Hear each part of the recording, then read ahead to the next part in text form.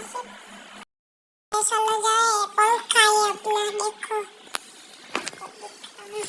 देखो अपना स्टूडियो का टेबल है, ये लैपटॉप है, ये अपना चश्मा का कलेक्शन है। ये चश्मा 1 2 3 4 5 एक मैंने पहनी है। ये देखो ये फिर इधर कवर रखा है। ये देखो ये टायर है। अपना स्टूडियो का मेन चीज बता रहा हूँ।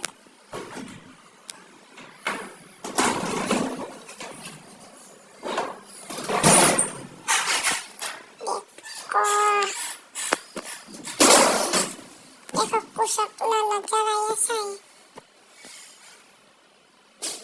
देखो दिखा,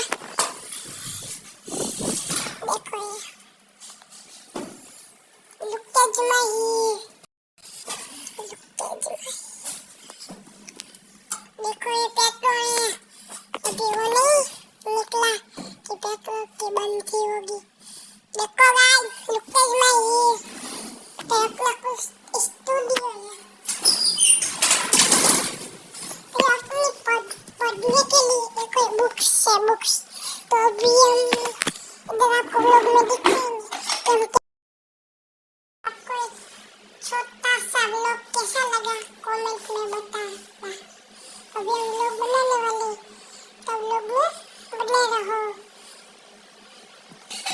हमारा एक कोलो डायलॉग निकल गया, मगर लाडले मियाओ गप गप गप।